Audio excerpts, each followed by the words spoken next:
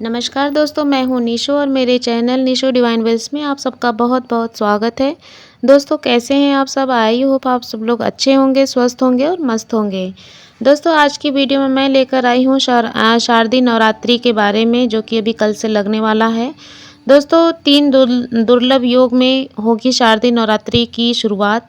बनेंगे सारे बिगड़े काम, और उसी जानकारी से आप सबको मैं यहाँ पे अवगत कराने आई हूँ दोस्तों, अपनी इस वीडियो के माध्यम से।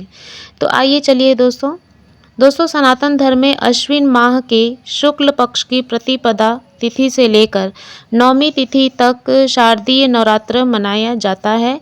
इस दौरान श्रद्धा भाव से जगत जननी आदि शक्ति माँ दुर्गा के 9 रूपों की पूजा भक्ति की जाती है। माँ दुर्गा की पूजा करने से साधक की सभी मनोकामनाएं पूर्ण होती हैं। वही 12 अक्टूबर को दशहरा है। दोस्तों शारदीय नवरात्र की शुरुआत 3 अक्टूबर से हो रही है। यह पर्व जगत जननी आदि शक्ति माँ दुर्गा को समर्पित है। इस दौरान माँ दुर्गा के 9 रूपों की पूजा की जाती है। साथ ही शक्ति स्वरूपा माँ दुर्गा के निमित्त व्रत रखा जाता है। माँ दुर्गा की पूजा करने से साधक की हर मनोकामना पूर्ण होती है। इसके साथ ही घर में सुख और समृद्धि आती है। दोस्तों इस बार माँ दुर्गा भवानी का प्राकट्य दुर्लभ शुभ योग में संयोग में होने से धर्म ध्वज की 3 गुना समृद्धि का योग बन रहा है। इस दिन हस्त नक्षत्र इंद्र योग और जयद योग बन रहा है। इस दिन दुर्लभ इंद्र योग का निर्माण हो रहा है। इस योग में पूजा करने से व्रती को सभी तरह के सुखों की प्राप्ति होगी। दोस्तों नवरात्रि की शुरुआत गुरुवार से होने पर माँ दुर्गा डोली पर सवार होकर आती हैं। जब नौ दुर्गा की शुरुआत गुरुवार को होती है तो इसे शुभ नहीं माना जाता है। इससे देश दुनिया को आंशिक महामारी या फिर प्राकृतिक आपदा का सामना करना पड़ता है। वहीं माता रानी का चरड़ा युद्ध प्रस्थान करने से जीवन में दुख और अशांति बढ़ सकती है। इस साल माँ दुर्गा भवानी पालकी पर सवार होकर आएंगी और विदाई चरड़ा युद्ध पर होगी। देवी पुराण के मुताबिक पालकी पर सवार होकर आना शुभ माना जाता है। शारदीय नवरात्रि के दौरान माँ दुर्गा भवानी की पूजा उपासना करने से जीवन में खुशियाँ आती हैं और दुख संताप दूर होते हैं। दोस्तों शारदीय नवरात्रि के दौरान 5 अक्टूबर को सर्वार्थ सिद्धि और रवि योग बना रहेगा। इसके बाद 11 और 12 अक्टूबर को भी ये दोनों योग बन रहे हैं। धार्मिक मान्यता है कि इन शुभ योगों में पूजा अर्चना और खरीदारी करना फलदायी होता है। शारदीय नवरात्रि का प्रारंभ पितृ पक्ष के समापन के बाद ही शुरू होता है और सर्व पितृ अमावस्या यानी अश्विन अमावस्या के खत्म होने के अगले दिन से शारदीय नवरात्रि कलश स्थापना के साथ प्रारंभ होती है।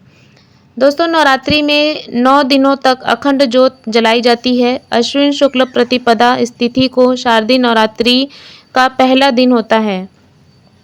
उस दिन सुबह में स्नान आदि से निवृत्त होने के बाद कलश स्थापना की जाती है।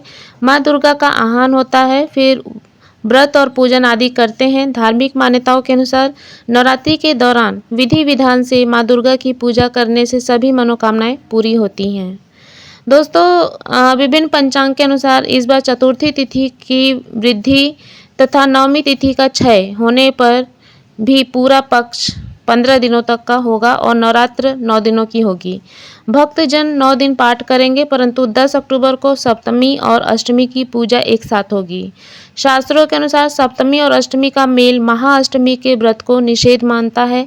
श्रद्धालु इस दिन महागौरी की पूजा करेंगे। घट स्थापना का शुभ मुहूर्त प्रातः 6:24 से 7:24 कन्या लग्न और दोपहर 11:55 से 12:41 के बीच रहेगा।